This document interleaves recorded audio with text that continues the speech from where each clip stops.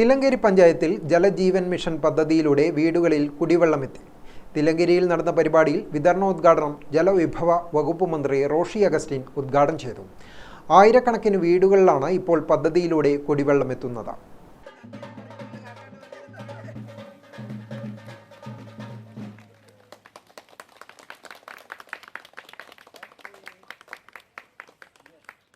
തില്ലങ്കേരിയിലെ മുഴുവൻ വീടുകളിലേക്കും കുടിവെള്ളം എത്തിക്കുക എന്ന പദ്ധതി ഇതാ റോഷി അഗസ്റ്റിൻ ജലവിഭവ മന്ത്രി ഈ വേദിയിൽ വെച്ച് ഔപചാരികമായി ഉദ്ഘാടനം നിർവഹിക്കുകയാണ്.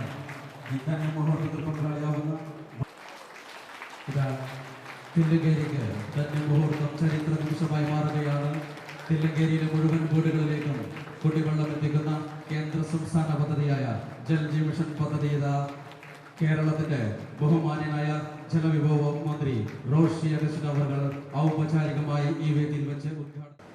ഉപരിതല വെള്ളം പരിശോധിച്ചാൽ അവിടെയെല്ലാം മനുഷ്യ നിസ്സംഗ ഘടകമുള്ളതായിട്ട് കാണുക.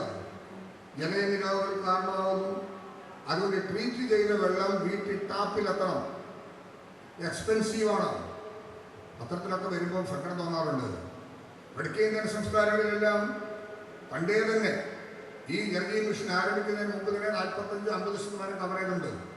അതെല്ലാം മൈക്രോ സ്കീംസാണ്. ചെറിയ പദ്ധതിക്ക് വെള്ളം കൊടുക്കും 10 വീട്ടിൽ കവറേജ് ചെയ്തു. നമ്മൾ ഡാമുകളിലും പുഴകളിലും നദികളിലുമെല്ലാം സസ്റ്റൈനബിളായ സോഴ്സിൽ നിന്ന് വെള്ളം എടുത്തു കൊണ്ടുവന്ന് വീട്ടിൽ കൊടുക്കുന്ന കണക്കാണ് നമ്മൾ പറയുന്നത്. ഈ ഗവൺമെൻറ് വരുമ്പോൾ കേരളത്തിൽ 70 ലക്ഷം ഗ്രാമീണ കുടുംബങ്ങളുള്ളതിൽ കുടിവെള്ളം കൊടുക്കാൻ കഴിഞ്ഞത് 17 ലക്ഷം മാത്രം. കഴിഞ്ഞ 3.5 വർഷക്കാലം കൊണ്ട് നമ്മൾ കൊടുത്തത് 17 ലക്ഷം കുടുംബം എന്നുള്ളിടത്ത് 41 ലക്ഷം കുടുംബങ്ങളിൽ വെള്ളം എത്തിക്കഴിഞ്ഞു എന്നുള്ളതാണ് ഈ ഘട്ടത്തിൽ നമുക്ക് പറയാനായിട്ട് കഴിയുന്നത്. 41 ലക്ഷം കുടുംബങ്ങളിൽ ശേഷിച്ച 28 ലക്ഷം കുടുംബങ്ങളിൽ ഈ 3-4 മാസം മുതൽ ജലജീവൻ മിഷൻ പദ്ധതിക്കായി പഴശ്ശി വെളിയമ്പ്രയിൽ നിന്നും വെള്ളം ചാവശ്ശേരിപ്പറമ്പിലെ ടാങ്കിലെത്തിക്കുകയും അവിടെ നിന്ന് കാഞ്ഞിരോടുള്ള ടാങ്കിലെത്തിച്ചാണ് കുടിവെള്ളം വിതരണം ചെയ്യുന്നത്. 6 ലക്ഷം ലിറ്റർ കൊള്ളുന്ന ടാങ്കാണ് ഇവിടെയുള്ളത്.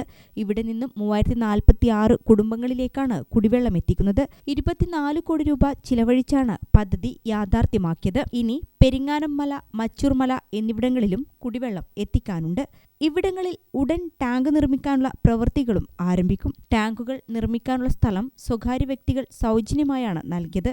സമീപത്തെ വീട്ടിലെ പൈപ്പ് തിരിച്ച് ബക്കറ്റിൽ വെള്ളം നിറച്ചുകൊണ്ടാണ് മന്ത്രി വിതരണോദ്ഘാടനം നിർവഹിച്ചത്.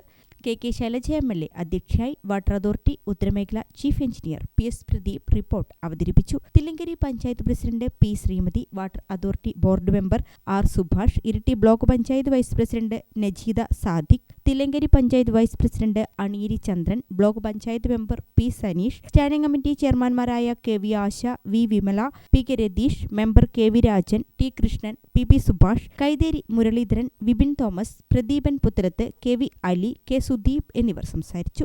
ഗ്രാമിക ന്യൂസ്, മട്ടന്നൂർ.